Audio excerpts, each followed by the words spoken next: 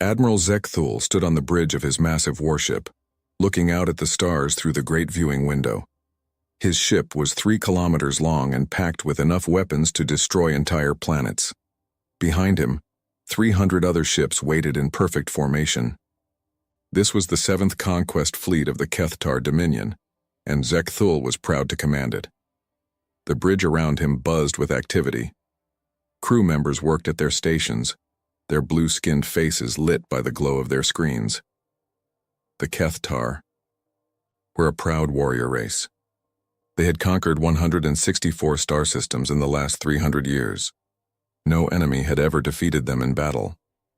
"Admiral," called out his communications officer, "we have received new orders from High Command."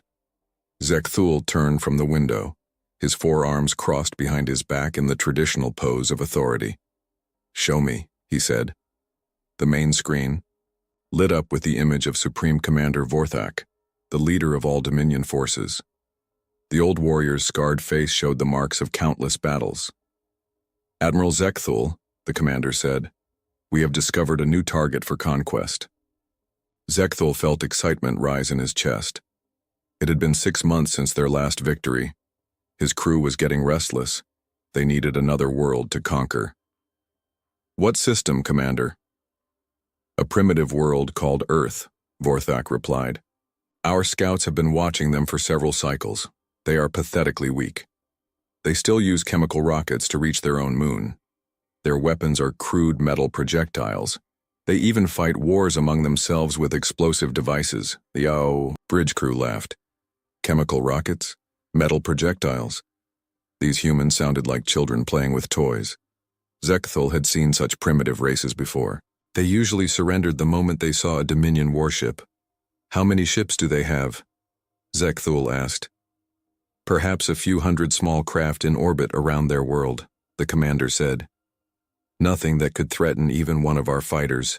This will be easy target practice for your fleet." Zekthul smiled, showing his sharp teeth. "When do we depart?" "Immediately. High Command wants this conquest completed quickly. The humans have been broadcasting radio signals across the galaxy.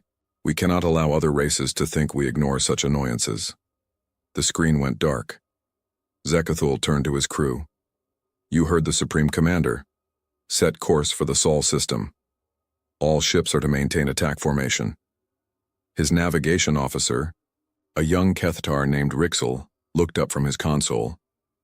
"Admiral, the human system is 47 light-years from our current position. At maximum warp, we will arrive in 18 standard days." "Excellent," Zekthul said. "That gives us time to study these humans and plan their destruction." Over the next few days, intelligence reports poured in about Earth and its inhabitants.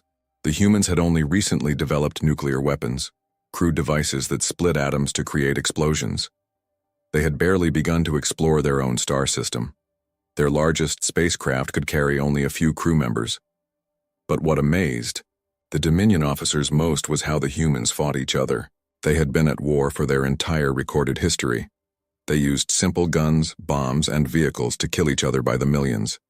They showed no unity, no discipline, no honor in battle. "They are savages," said Commander Kexton, Zekthul's second-in-command.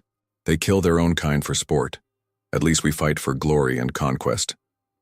"Indeed," Zekthul agreed.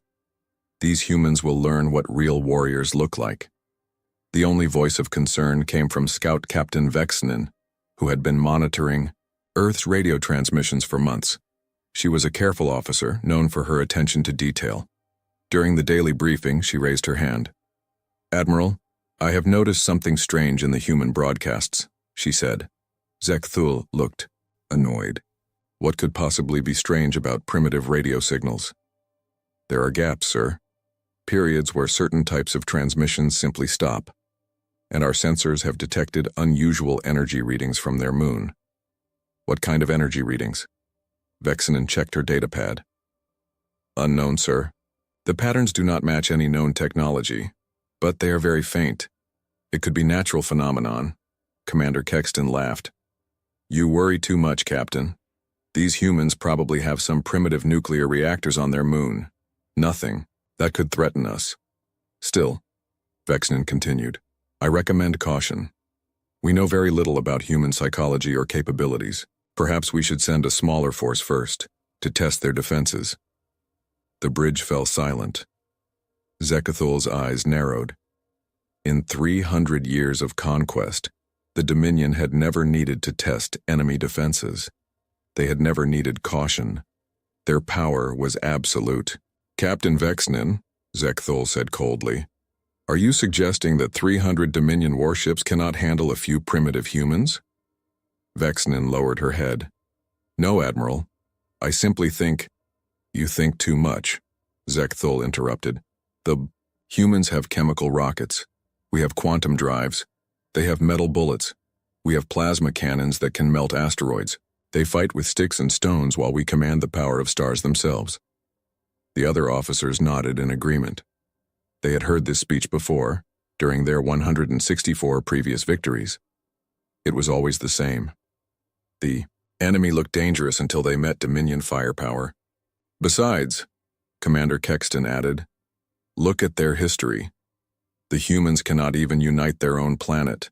They are divided into hundreds of different nations, all fighting each other. When we arrive, they will probably ask us to help them destroy their enemies.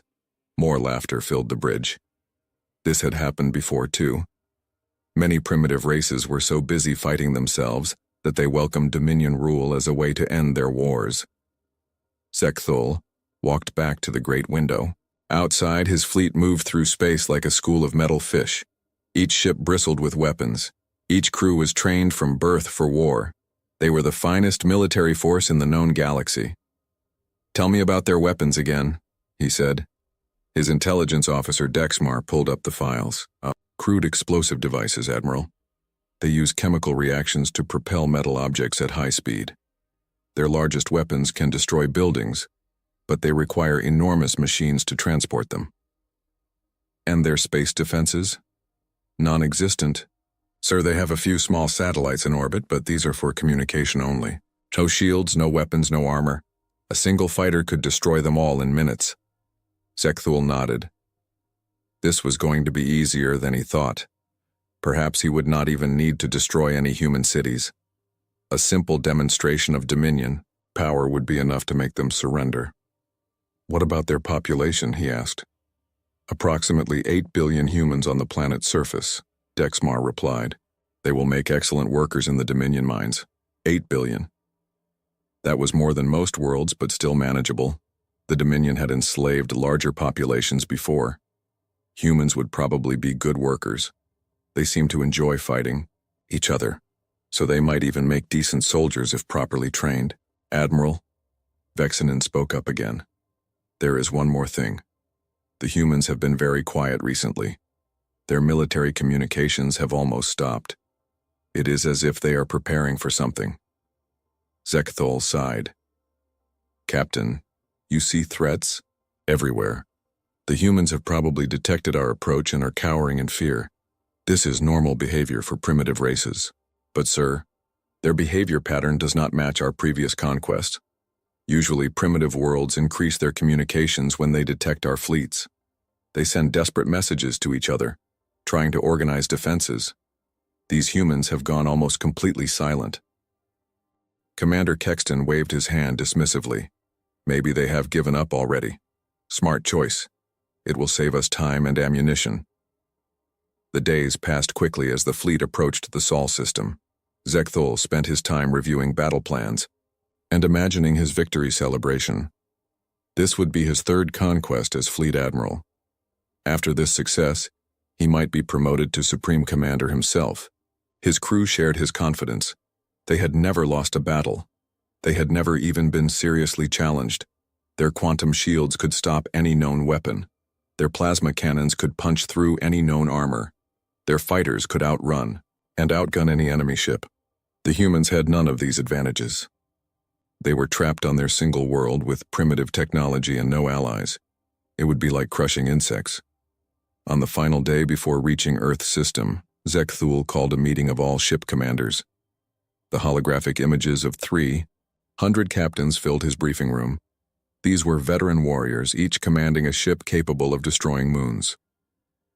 Tomorrow we will arrive at Earth, Zekthul announced. This will be our most effortless conquest yet.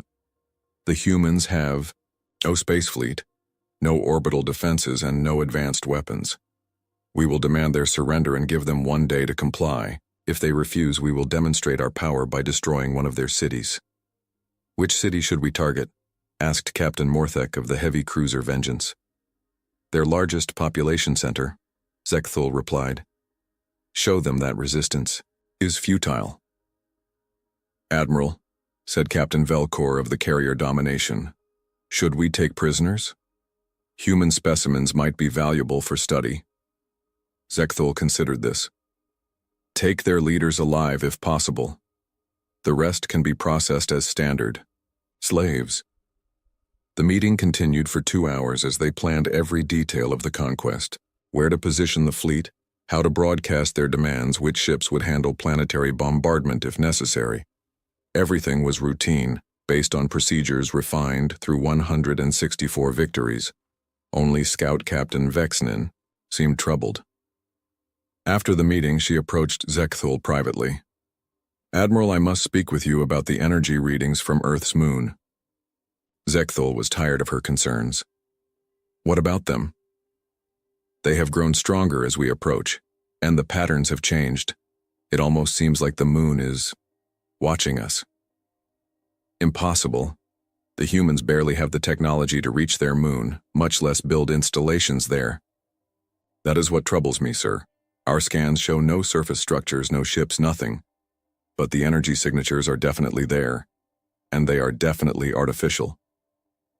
Zekthul stared at her for a long moment. Vexinen was a good officer, but she worried too much.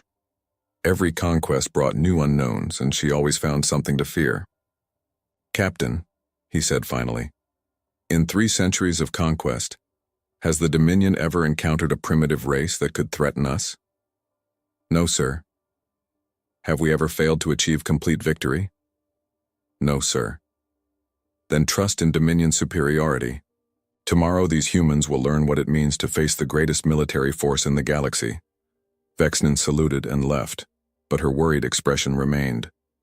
Zekthul dismissed her concerns and returned to his quarters to rest. Tomorrow would be a glorious day. As the fleet slept, automated systems continued their approach to Earth.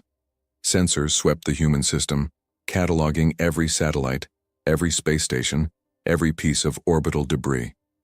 The data confirmed everything they already knew. Earth was defenseless, but deep in the sensor logs, patterns emerged that no Kethtar noticed. Space around Earth seemed to bend in subtle ways. Energy readings flickered in and out of existence, and the moon, silent and airless, somehow watched their approach with invisible eyes.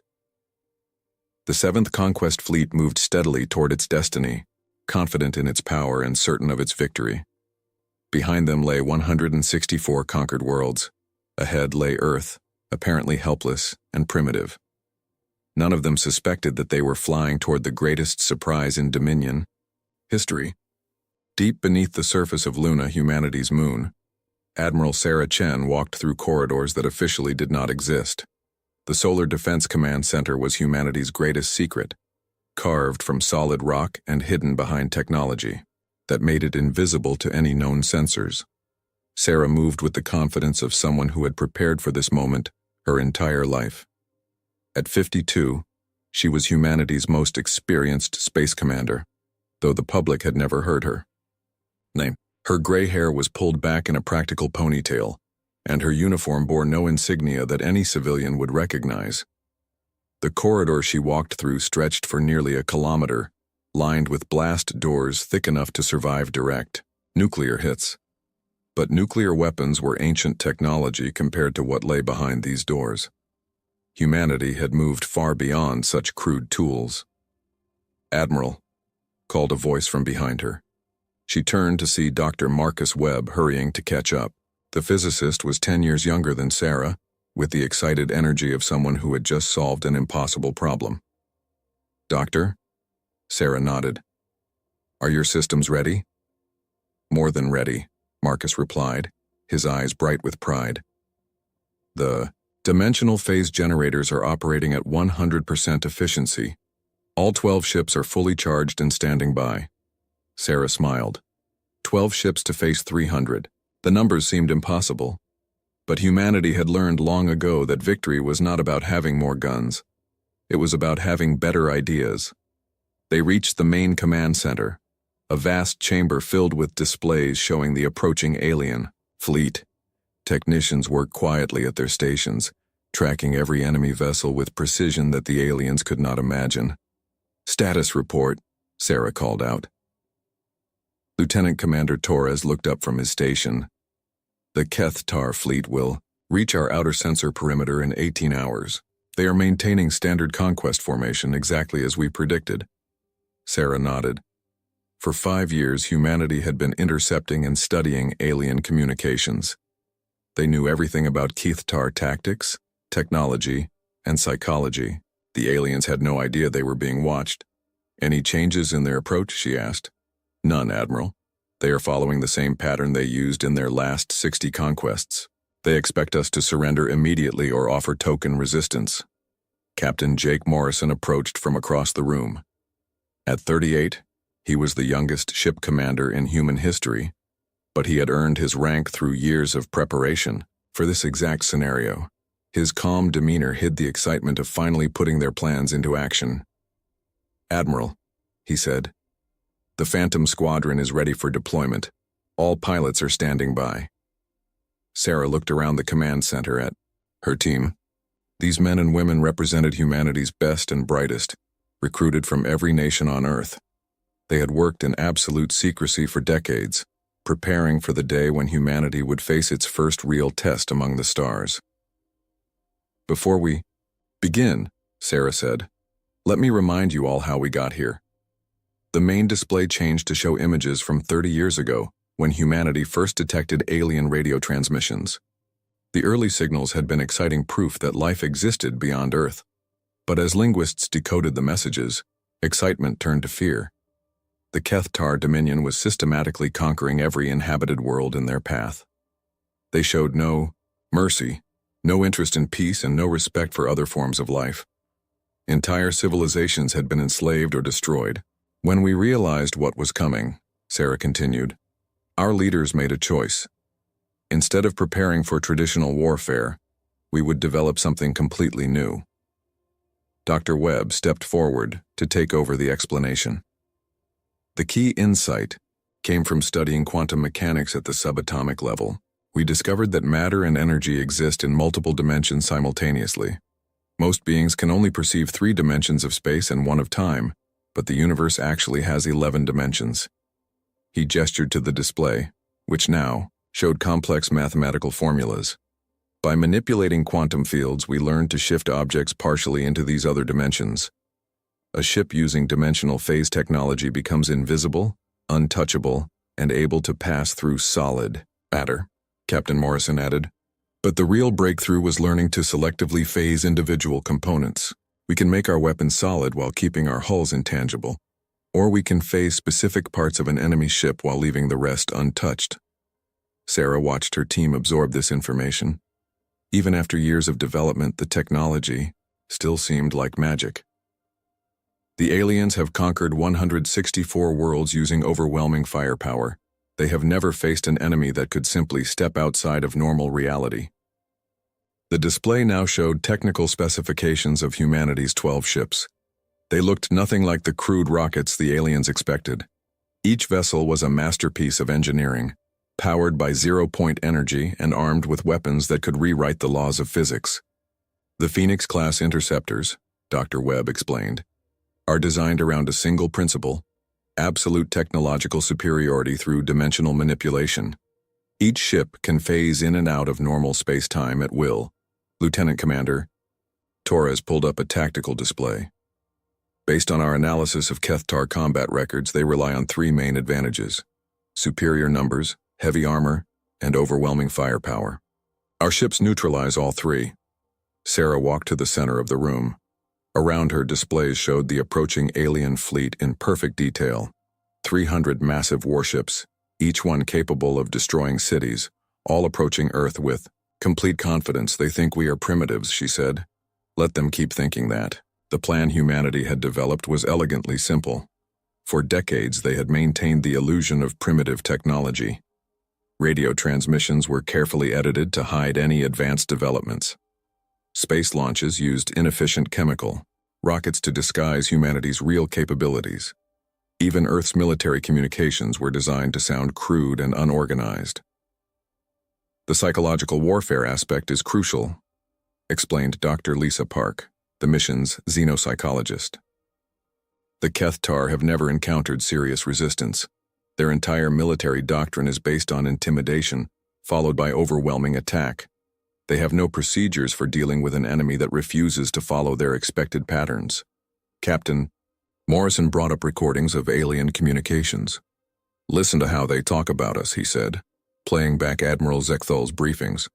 The alien commander's voice was filled with contempt and boredom, as if conquering Earth was merely a training exercise. Perfect, Sarah said. Overconfidence is their greatest weakness.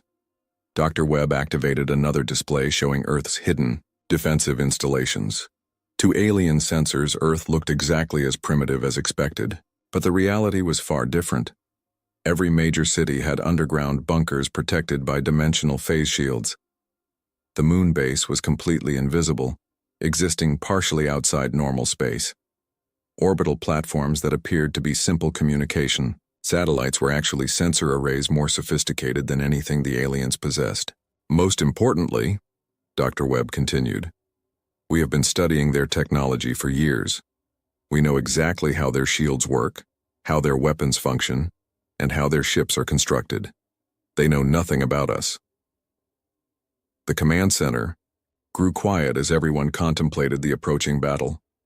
Humanity had spent decades preparing for this moment, but they were still facing an enemy with 3 centuries of conquest experience. Admiral, asked Lieutenant Torres, what if our intelligence is wrong? What if they have capabilities we have not detected? Sarah considered the question carefully. Then we adapt. Humanity's greatest strength has always been our ability to improvise and overcome. We survived ice ages, plagues, wars, and natural disasters by being smarter than our problems. Captain Morrison checked his chronometer. The enemy fleet will reach the edge of our system in 16 hours. Should I order the squadron to their ships? Not yet, Sarah replied. Let them get closer. We want them to be completely committed before we reveal ourselves. Dr. Webb pulled up a star chart showing the Sol system. Based on their previous conquests, the Kethtar will approach Earth directly. They will position their fleet in orbit and demand surrender. When we do not respond, they will begin bombardment of major cities.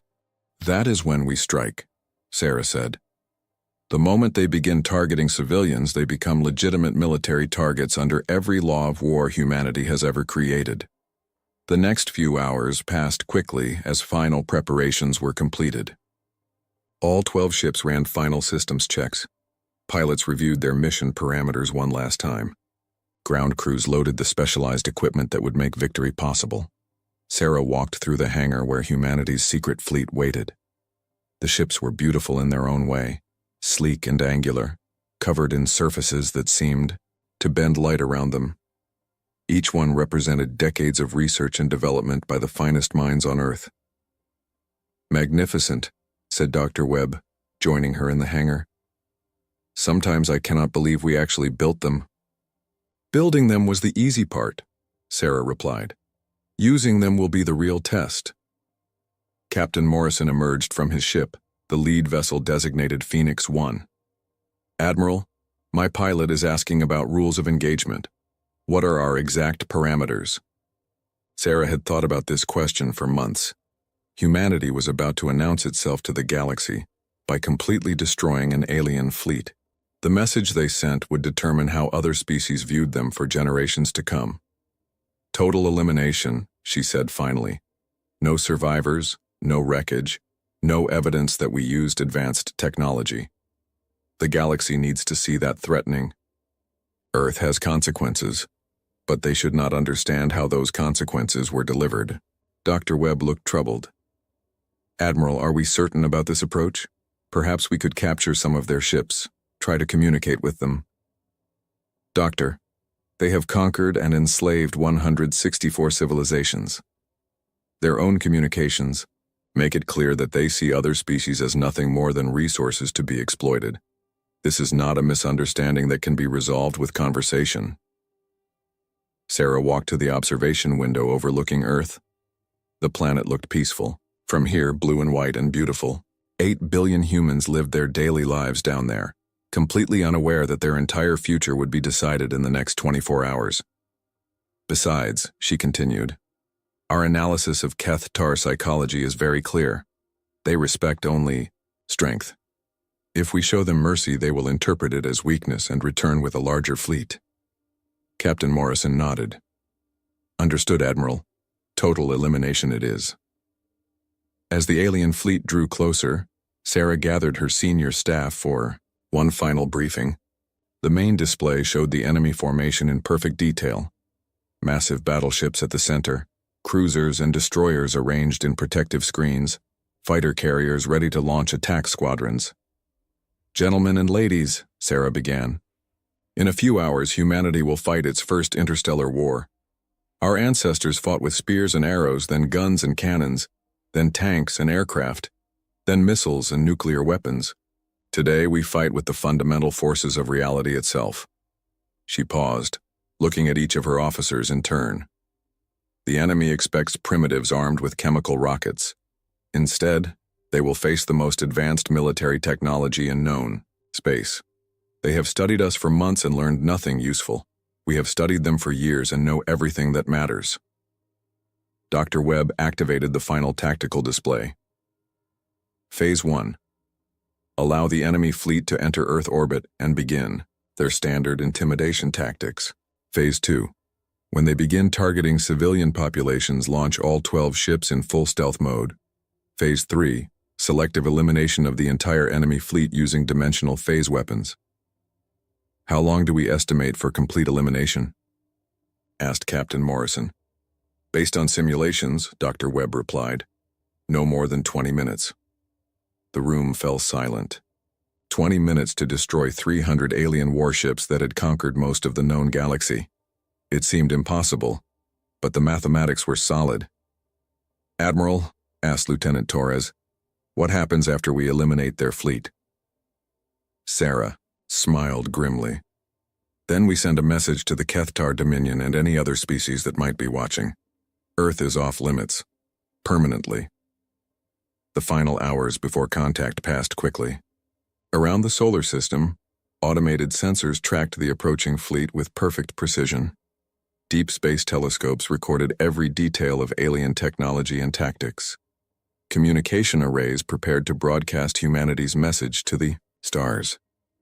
And on Luna, 12 ships waited in dimensional hiding, ready to teach the galaxy that humanity was far more dangerous than anyone suspected.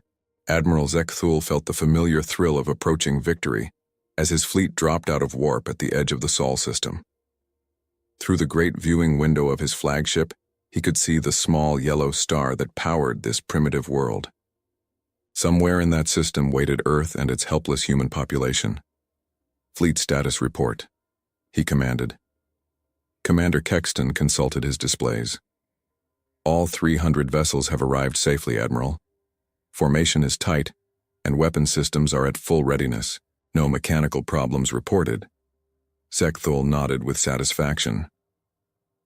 The 7th Conquest Fleet was the pride of the Dominion military. Every ship had been built for war and crewed by warriors trained from childhood for battle. They had never failed to achieve victory. Sensor sweep of the system, he ordered. His sensor officer, Lieutenant Kexral, began the detailed scan that preceded every conquest. Admiral, I am detecting one inhabited planet in the 3rd orbital position. Approximately 8 billion life forms detected. Primitive orbital installations around the planet, consistent with early space-age technology. Any defensive installations? Negative, sir.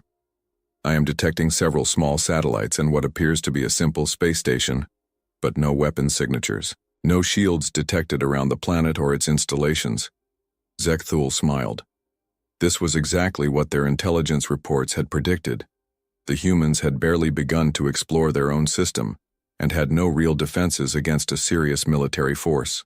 What about their spacecraft? Lieutenant Kexeral adjusted his sensors. I am detecting approximately 40 small craft in various orbits around the planet. All appear to be civilian vessels or basic research platforms. No military characteristics detected. 40 ships, Commander Kexton laughed. Against our 300, this will be over before it begins. The bridge crew shared his amusement. They had faced fleets of thousands and still achieved victory. 40 primitive human ships would not even provide target practice for their fighter squadrons. Set course for the third planet, Zekthul commanded. Standard conquest approach. All ships maintain attack formation.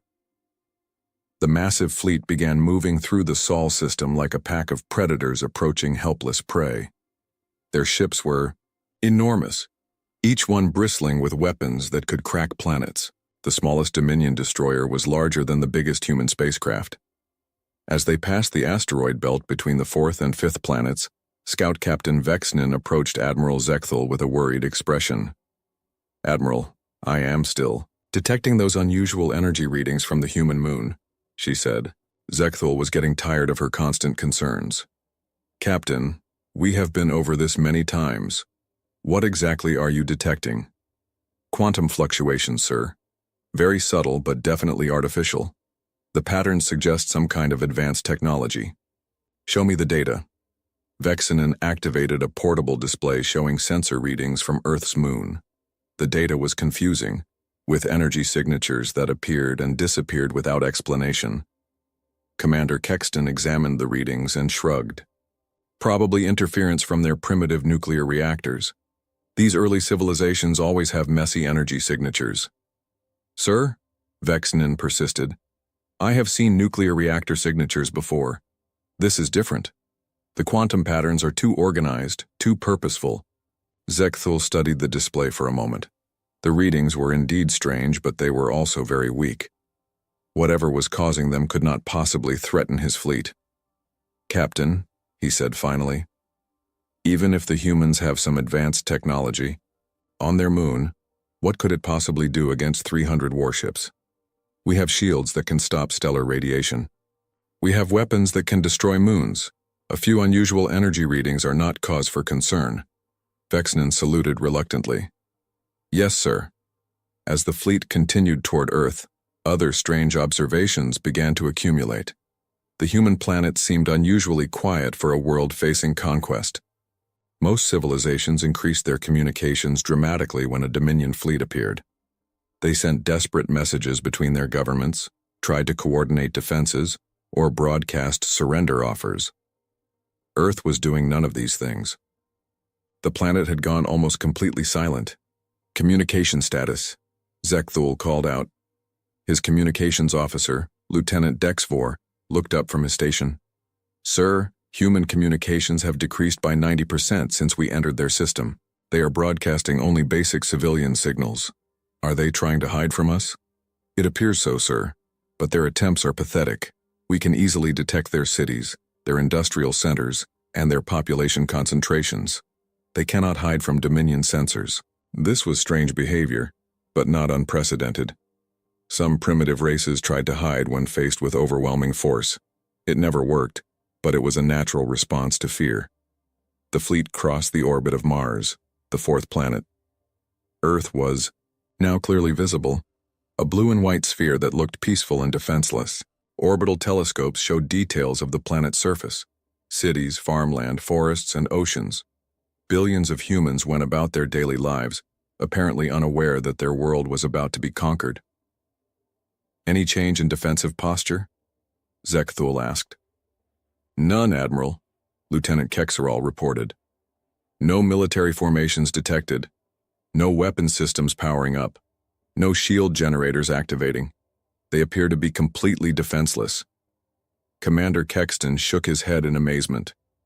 Either these humans are incredibly brave or incredibly stupid. Probably stupid, Zekthul replied. Most primitive races cannot comprehend the power of a Dominion fleet until they see it demonstrated.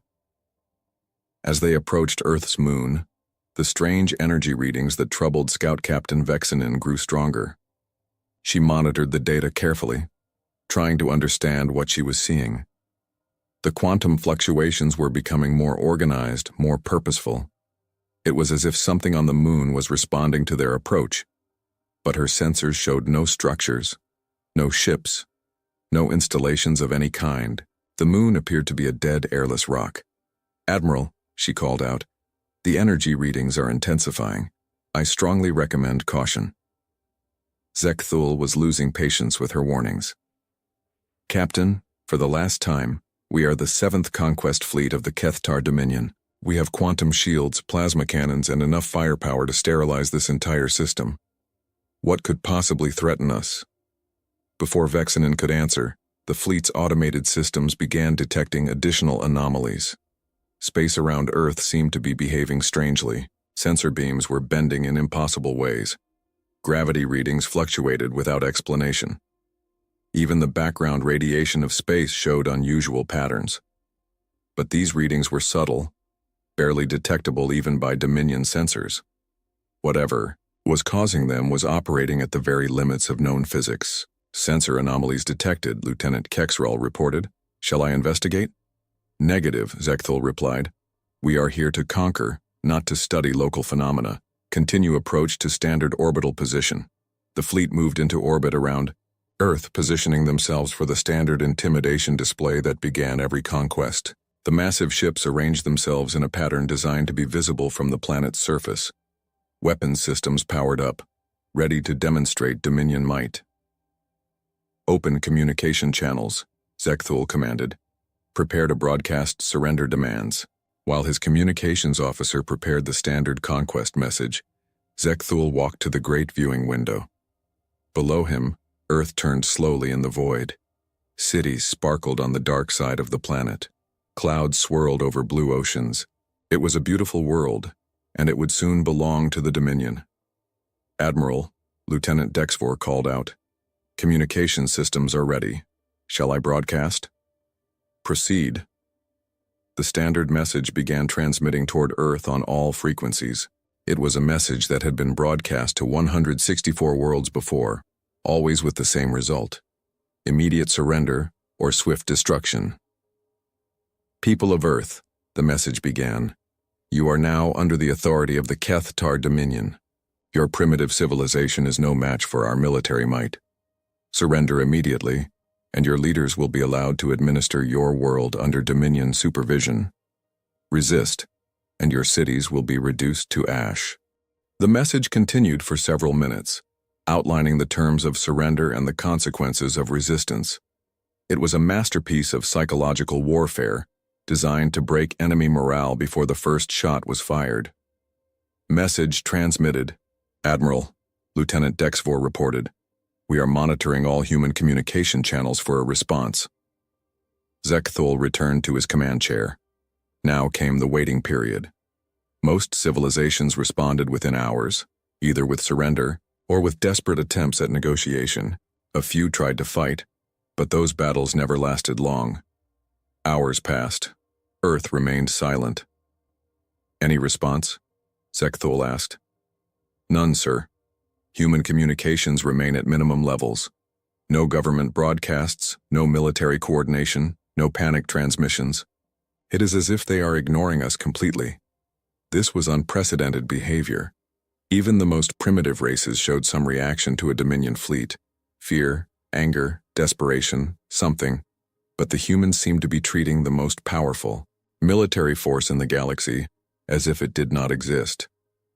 "Perhaps they do not understand the message," Commander Kexton suggested. "Their technology might be too primitive to receive our transmissions properly." "Impossible," Lieutenant Dexvor replied. "We are broadcasting on every frequency they use for communication. Their receivers are definitely picking up our signal." Scout Captain Vexinen approached the command area again. "Admiral, I believe the humans are preparing something. The energy readings from their moon have reached unprecedented levels. What kind of preparations could they possibly be making?" Zekthul demanded. "We have them completely outgunned and outnumbered." "I do not know, sir, but the quantum signatures suggest they have technology far beyond what we observed in their public transmissions. Commander Kexton examined Vexnan's data. Even if they have some hidden technology, it cannot be very advanced. We would have detected any major industrial installations or weapon systems. Unless, Vexnan said quietly, they have technology we do not know how to detect. The bridge fell silent. This was a disturbing thought. Dominion sensors were the most advanced in the known galaxy. The idea that primitive humans might possess sensor-invisible technology seemed impossible. Ridiculous, Zekthul said finally. If such technology existed, we would have encountered it in our previous conquests. The humans are probably just paralyzed by fear. But as more hours passed without response, even Zekthul began to feel uneasy. The human world below them continued its normal activities. Cities remained lit. Aircraft moved through their skies. Spacecraft continued their routine orbital missions. It was as if 8 billion humans had decided that a fleet of alien warships was not worth their attention. Admiral, Lieutenant Kexrel called out, "I am detecting movement among the human spacecraft. Several of their orbiting vessels are changing position." Zekthul felt a surge of interest. Finally, some reaction. "Show me." The main display lit up with a tactical view of Earth's orbital space. A few dozen small human spacecraft were indeed moving, but not in any pattern that suggested military preparation. They seemed to be moving away from Earth as if evacuating. "Cowards," Commander Kexton said with disgust. "They are abandoning their own planet." "Let them run," Zekthul replied. "It will make occupation easier if their leadership is already gone." But Scout Captain Vexnan was studying the movement patterns carefully. "Admiral, this does not look like evacuation. The spacecraft are moving to specific positions. It almost looks like they are clearing the battlefield." "Clearing the battlefield for what? They have no weapons that could threaten us." Before anyone could answer, the quantum readings from Earth's moon suddenly spiked to incredible levels. Energy patterns that had been barely detectable became blindingly obvious. Space around the moon began to twist in ways that violated every known law of physics. "Admiral," Lieutenant Kexrel called out in alarm, "something is happening to the human moon. The energy readings are off all scales." Zekthul stared at the display showing Earth's moon. To the naked eye, it looked the same as before, gray, cratered, lifeless. But the sensor readings showed something impossible. The moon was generating more energy than some stars. "How is this possible?" Commander Kexton whispered. Scout Captain Vexnan checked her instruments one more time. "Admiral, I recommend immediate withdrawal. Whatever the humans have been hiding, it is far beyond anything we expected." Zekthul felt the first stirrings of real concern, but his pride would not allow him to retreat. The Dominion had never fled from battle. They had never been defeated by primitive aliens. "Maintain position," he ordered. "Charge all weapon systems. If the humans want to show us their hidden technology, we will show them the power of the Kethtar Dominion." Around Earth, 300 alien warships prepared for battle, their weapons aimed at the small blue planet below. They had conquered 164 worlds and never known defeat. They were about to discover that some victories come with a price too terrible to imagine. Admiral Zekthul stood on the bridge of his flagship, watching Earth turn slowly beneath his fleet. 24 hours had passed since his surrender demands were broadcast, and the humans had not responded. Their silence was beginning to feel less like fear and more like contempt. "Status of all weapon systems," he commanded. "All plasma cannons charged and ready, Admiral," reported his weapons officer. "Quantum torpedo launchers armed, fighter squadrons prepared for immediate launch." Zekthul nodded grimly. If the humans would not surrender, he would demonstrate the cost of defying the Dominion. One destroyed city should be enough to break their spirit. "Target their largest population center," he ordered. "Prepare for limited bombardment." But before his weapons officer could comply, Scout Captain Vexnan rushed onto the bridge with a look of pure terror on her face. "Admiral," she called out, "the energy readings from their moon just increased by 1,000%. Something is coming." Zekthul turned to look at the tactical display. The moon still appeared normal to optical sensors, but the energy signatures were beyond anything he had ever seen. It was as if someone had built a star inside the small celestial body. "What kind of energy?" he demanded. "Unknown, sir. The patterns do not match any technology in our databases, but the power levels suggest weapons capable of destroying entire fleets." Commander Kexton studied the readings with growing alarm. "Admiral, perhaps we should withdraw to a safer distance while we analyze this phenomenon." For a moment, Zekthul considered retreat. The energy readings were indeed frightening. But then he remembered his reputation, his duty, and the pride of the Dominion. 300 warships did not flee from primitive humans. "Negative," he said firmly. "We are the 7th Conquest Fleet. We do not retreat from unknowns. All ships maintain battle formation and prepare to engage whatever emerges from that moon." Deep within Luna's hidden chambers, Admiral Sarah Chen watched the alien fleet through sensors that existed partially outside normal spacetime. The Kethtar ships hung in orbit like predators, their weapons aimed at Earth's defenseless cities. "Admiral," reported Captain Morrison, "the enemy has begun charging their main weapons. They appear ready to begin bombardment." Sarah nodded calmly. This was the moment they had prepared for. "All ships, prepare for phase transition. Authorization, Phantom Protocol." Throughout the lunar base, alarms chimed softly as humanity's secret fleet prepared to reveal itself. 12 ships, each one a masterpiece of technology that the aliens could not imagine, began the process of shifting from dimensional hiding into normal space. Dr. Webb monitored the phase generators with nervous excitement. "Dimensional barriers are stable, Admiral. All ships report ready for combat emergence." "Rules of engagement are clear," Sarah announced to all ship commanders. "Total elimination of the enemy fleet. No survivors, no wreckage, no evidence of our technology. The galaxy must learn that Earth is protected, but they must not learn how." Captain Morrison's voice came over the communication system from his ship. "Phoenix Squadron understands, Admiral. We will show them what humanity has learned about war." Sarah took one last look at Earth through the viewing screen. 8 billion humans lived their lives on that beautiful blue world, most of them unaware that their fate was about to be decided in the next few minutes. "All ships," she commanded, "commence phase transition. Engage the enemy." Admiral Zekthul was studying the energy readings from Earth's moon when his sensor officer suddenly screamed in alarm. "Admiral, multiple contacts emerging from the moon's surface, 12 vessels, origin unknown." Zekthul spun to face the tactical display. Where empty space had existed moments before, 12 ships now hung in the void near Earth's moon. But these were not the primitive human spacecraft his intelligence reports had described. The ships were sleek and angular, their surfaces seeming to bend light around them. They moved with impossible grace, accelerating without visible propulsion systems. As Zekthul watched in growing horror, the strange vessels began approaching his fleet at speeds that should have been impossible. "How did they emerge from the moon?" Commander Kexton whispered. "Our sensors detected no launch bays, no surface installations." "Impossible," Zekthul breathed. "Sensors, give me detailed scans of those ships." Lieutenant Kexral worked frantically at his console. "Admiral, the sensor data makes no sense. These vessels appear to be phasing in and out of normal space. Sometimes they register solid. Sometimes they appear transparent. Sometimes they vanish completely from our instruments." "Weapon signatures?" "Unknown, sir. I am detecting energy patterns I have never seen before. Their technology appears to be based on principles our science does not understand."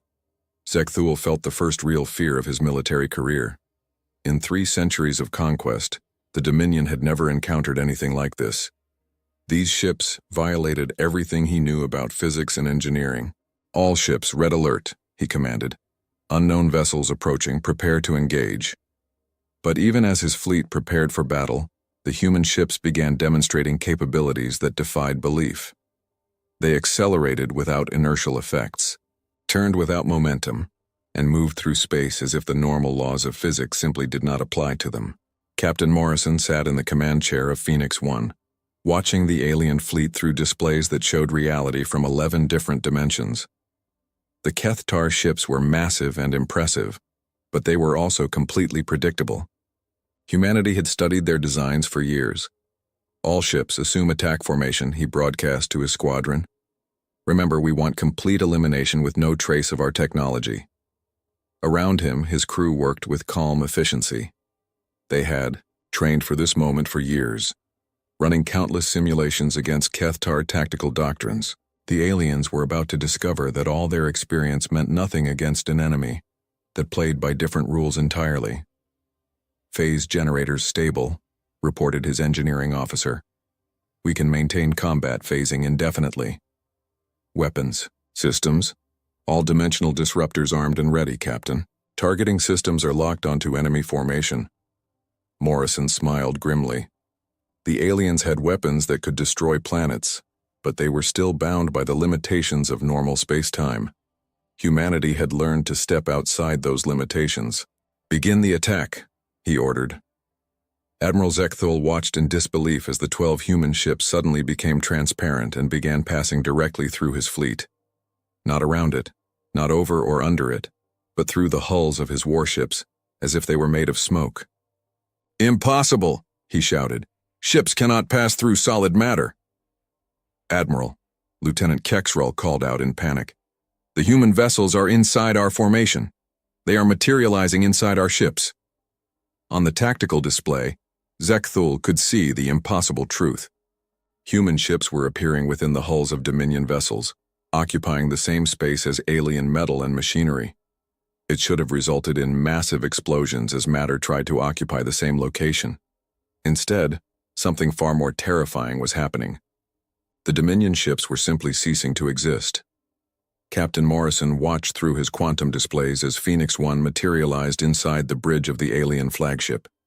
For a brief moment, he could see the enemy commander staring directly at him through the dimensional barrier, the alien's face frozen in an expression of absolute terror. "Selective phase elimination," Morrison announced to his crew. "Remove their command structure, leave the rest for now." His weapons officer activated the dimensional disruptor. The device did not fire energy or projectiles. Instead, it selectively shifted matter into dimensions where it could not exist in normal spacetime. The effect was absolute and irreversible. Admiral Zekthul had 1 second to process the impossible sight of a human warship materializing inside his bridge before the selective phase beam touched him. He felt no pain, no heat, no impact. He simply stopped existing in any meaningful way. The bridge of his flagship vanished section by section as the human ship passed through it, leaving only empty space where complex machinery had been moments before. The rest of the alien vessel continued to exist, but without its command center or crew, it was nothing more than a lifeless hull. Throughout the Dominion fleet, the same impossible process repeated. Human ships phased through alien hulls, selectively removing critical components and crew members. Command bridges vanished. Engineering sections ceased to exist. Weapon systems were erased from reality itself. Scout Captain Vexnen was on the observation deck of a heavy cruiser when she saw a human ship materialize directly in front of her. The vessel was beautiful in its alien design, its hull reflecting light in patterns that hurt to look at directly. For a moment, she stared at the impossible sight of an enemy ship existing inside her own. Then the dimensional disruptor beam touched her, and Vexnen discovered what it felt like to be gently removed from the universe. Commander Kexton had time to send one desperate message before his ship's bridge was selectively erased. "All vessels, retreat. The humans have weapons beyond our understanding. They can make matter simply disappear." But there was nowhere to retreat to. The human ships moved through the Dominion fleet like ghosts, untouchable and unstoppable. Plasma cannons fired harmlessly through their phased hulls. Quantum torpedoes passed through them without detonation.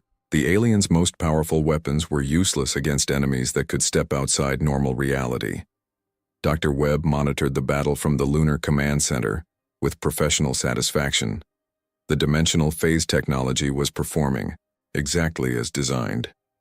Enemy ships were being eliminated with surgical precision, their crews and critical systems removed from spacetime while leaving no trace of human weapon signatures. "Status report," Admiral Sarah Chen requested. "All targets are being systematically eliminated," Dr. Webb replied. "No alien weapons have been able to affect our ships. The phase differential is holding perfectly.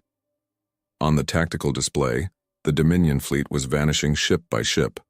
The massive alien vessels simply faded from existence as their critical components were shifted into inaccessible dimensions. Within minutes, 300 warships had been reduced to empty hulls drifting in space. Captain Morrison coordinated the final phase of the attack from Phoenix 1. All ships prepare for complete elimination protocol. Remove all traces of the enemy presence. The human ships began their final pass through the alien fleet. This time they did not selectively target components. Instead, they shifted entire enemy vessels completely out of normal spacetime. The alien hulls, already lifeless, simply faded from existence as if they had never been built. Admiral Sarah Chen watched the conclusion of humanity's first interstellar battle with grim satisfaction. In 17 minutes, her 12 ships had completely eliminated a fleet that had conquered most of the known galaxy. No alien crew members survived. No wreckage remained. No evidence existed that advanced human technology had been used. All ships returned to base, she commanded. Mission accomplished. The human vessels shifted back into dimensional phase and vanished from normal space, leaving the Sol system apparently empty, except for Earth and its primitive orbital installations. To any observer, it would appear that the Keithtar fleet had simply vanished without explanation. In the space where Admiral Zekthul's flagship had once floated, there was now nothing but vacuum and starlight. The proud commander who had boasted of 164 victories had learned the final lesson of warfare. There is always someone more dangerous than you. The 7th Conquest Fleet of the Keithtar Dominion had traveled 47 light years to conquer a primitive world. They had brought overwhelming firepower and 3 centuries of military experience. They had expected an easy victory over helpless humans. Instead, they had encountered humanity's greatest secret. When faced with extinction, humans do not fight harder. They fight smarter. And sometimes, being smarter means learning how to make your enemies simply stop existing. Supreme Commander Vorthak sat in the war room of the Dominion High Command, staring at reports that made no sense. 6 months had passed since Admiral Zekthul's fleet had departed for Earth, and there had been no word from them since their arrival at the human system. Still no communication from the 7th Conquest Fleet? He asked his aide. None, Supreme Commander, replied Colonel Thexvar. All attempts to reach Admiral Zekthul have failed. The fleet appears to have vanished completely. Vorthak studied the star charts showing the Sol system. By all accounts, this should have been the easiest conquest in Dominion history. The humans were primitive, divided and defenseless. What could possibly have happened to 300 warships? Send the 12th Reconnaissance Squadron to investigate, he ordered. I want to know what happened to our fleet. 3 weeks later, the reconnaissance ships returned with disturbing news. Captain Morkex, the squadron commander, stood before the High Command Council with a confused expression on his scarred face. Supreme Commander, we found no trace of the 7th Conquest Fleet. Anywhere in the Sol system.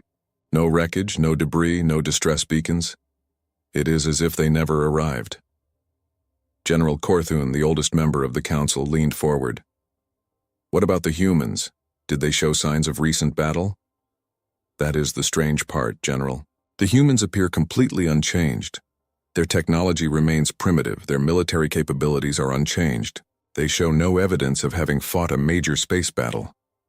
The council chamber fell silent. The disappearance of an entire conquest fleet was unprecedented in Dominion history. 300 ships and their crews had simply vanished without explanation. Could they have suffered a navigation error? Suggested Admiral Nexthor. Perhaps they jumped into a star or black hole? Captain Morkex shook his head. We tracked their warp signatures all the way to Earth orbit, sir. They definitely arrived at their destination.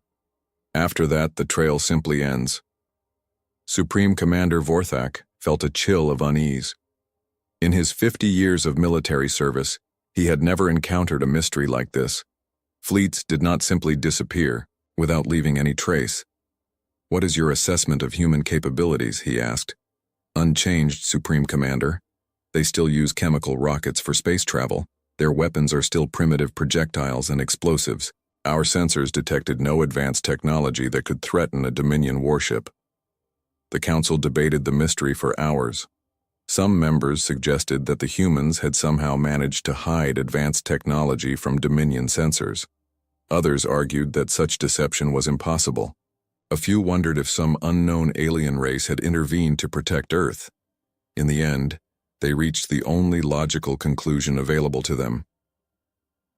The 7th Conquest Fleet has been declared lost to unknown stellar phenomena, Vorthak announced. Earth will be marked as a low-priority target pending further investigation. But even as the official report was filed, nagging doubts remained. How did an entire fleet vanish so completely? And why did the humans show no signs of having been attacked? The answer came 6 months later, in a transmission that changed everything. Admiral Sarah Chen sat in the communications center of the lunar base, reviewing the message she was about to broadcast to the galaxy. After a year of careful preparation, humanity was ready to announce itself to the wider universe. The message would be transmitted on frequencies known to be monitored by every major alien civilization. "Are you certain about this approach, Admiral?" asked Dr. Webb. "Once we broadcast this message, there will be no going back. The galaxy will know that Earth possesses advanced technology." Sarah nodded calmly. "Doctor, the galaxy needs to understand that Earth is not a target for conquest. This message will save lives on both sides." She activated the transmission array and began to speak. "To the Kethtar Dominion and any other species considering aggressive action against Earth, this is Admiral Sarah Chen of the Solar Defense Command. 6 months ago, your 7th Conquest Fleet arrived in our system with the intention of conquering our world. In response, we chose to make them never have existed at all. The transmission included detailed sensor recordings of the battle, showing the complete elimination of the Dominion fleet. The recordings were edited to show the results without revealing the specific technology used, but the message was clear. Earth was far from defenseless. "We are not conquerors," Sarah continued. "We have no interest in expanding beyond our own system or interfering with other civilizations. But if you threaten our world, we will not destroy your fleets. We will simply decide that they never were." The message concluded with technical specifications that proved human science was centuries ahead of anything the Dominion possessed, along with a simple warning. Earth was permanently off limits to all hostile forces. When the transmission reached Dominion space 3 days later, it caused panic throughout the High Command. Supreme Commander Vorthak watched the recordings in stunned silence as human ships phase-shifted through his fleet and made them vanish from existence. "This is impossible," whispered General Corthon. "No species possesses technology this advanced." "Apparently one does," Vorthak replied grimly. "And we just tried to conquer them." The recording showed technology that violated every known law of physics. Ships that could pass through solid matter, weapons that could selectively remove objects from reality, defensive capabilities that made human vessels completely untouchable. Admiral Nexthor studied the technical data with growing alarm. "Supreme Commander, if this information is accurate, these humans possess science that is centuries beyond our own. Their weakest ship could probably destroy our entire fleet. Then why did they not attack us after eliminating the 7th Fleet?" asked Colonel Thexfar. Vorthak replayed Admiral Chen's message. "Because they are not interested in conquest. They simply want to be left alone." The implications were staggering. For 3 centuries, the Dominion had believed themselves to be the most advanced military force in the galaxy. Now they discovered that a species they had dismissed as primitive possessed weapons that could erase entire fleets from existence. Emergency. Sessions of the High Command lasted for weeks as military leaders struggled to understand the new reality. Earth was not just defended, it was protected by technology that made traditional warfare obsolete. "What do we do about this?" asked General Corthon during one heated debate. Supreme Commander Vorthak had given this question considerable thought. "We do exactly what they asked. We leave them alone." "But Supreme Commander," protested Admiral Nexthor, "they have made us look weak. Other species will think the mighty Dominion can be defeated. Other species will think the Dominion is wise enough not to attack an enemy with superior technology," Vorthak corrected. There is no shame in avoiding a battle you cannot win. Then why? Final decision was unanimous, though reached reluctantly. Earth would be marked as a forbidden zone in all Dominion star charts. No ships would approach the Sol system. The humans would be left in peace. But the psychological impact of the defeat spread far beyond the Dominion. News of the missing fleet and humanity's message reached every corner of the galaxy within months. The story grew with each retelling. An entire conquest fleet had vanished without trace, eliminated by humans who could make matter cease to exist. The Zephyrian Trade Federation immediately canceled plans to establish mining colonies in human space. The crystalline hierarchy, known for their aggressive expansion policies, quietly removed all references to Earth from their territorial ambitions. Even the mysterious Void Walkers, who had never been defeated in battle, marked human space as approach with extreme caution. Captain Jake Morrison stood in the observation lounge of Phoenix 1, watching Earth turn slowly in space. The battle that had made humanity's reputation among the stars seemed like a distant memory now. His ship and its 11 companions remained, hidden in dimensional phase, ready to defend Earth against any threat. "Captain," called his communications officer, "we are receiving a message from Admiral Chen. She wants to see you in the command center." Morrison made his way through the lunar base to the main operations room. Admiral Sarah Chen was studying reports from deep space monitoring stations, tracking the movements of alien fleets throughout the galaxy. "Captain, how are your ships holding up?" she asked. "All systems operating at peak efficiency, Admiral. The crews are ready for anything." Sarah smiled. "That is good to hear, because our message has had some interesting effects." She activated the main display, showing a map of local galactic space. Colored indicators marked the positions of various alien civilizations and their military forces. Since our broadcast, we have detected significant changes in alien military positioning. Most species are moving their fleets away from our borders. The Dominion has pulled back all forces to a minimum distance of 50 light-years. Morrison studied the display with professional interest. "They are giving us a very wide buffer zone. More than that. Our long-range sensors have detected at least 12 different species that have changed their expansion plans to avoid human space entirely." The message was even more effective than we hoped. Dr. Webb joined them in the command center, carrying data tablets filled with analysis reports. "Admiral, we are receiving indirect communications from several alien governments. Not direct contact attempts. Cease to exist." "What about our long-term plans?" Morrison asked. "We continue as before," Sarah replied. "Earth remains officially primitive and defenseless. Our real capabilities stay hidden. The galaxy knows we can defend ourselves, but they do not know how." This was the key to humanity's strategy. By demonstrating overwhelming defensive capability, without revealing specific technologies, they had created the perfect deterrent.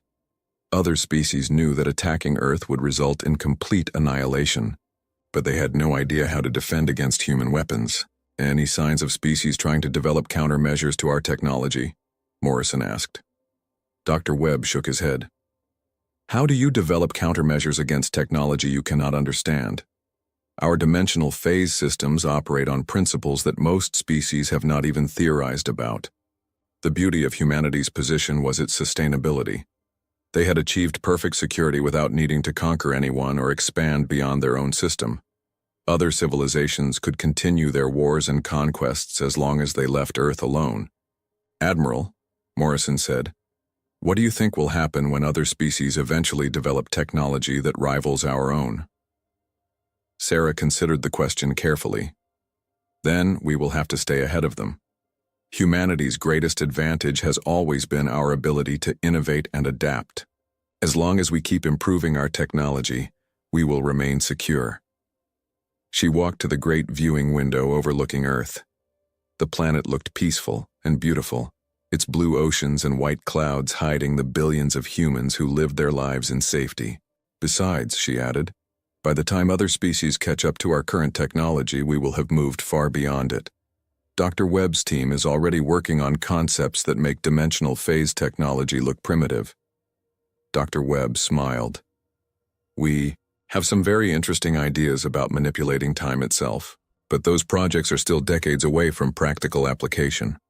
The three of them stood in comfortable silence, watching Earth turn in space. Humanity had faced its first test among the stars and passed with perfect success.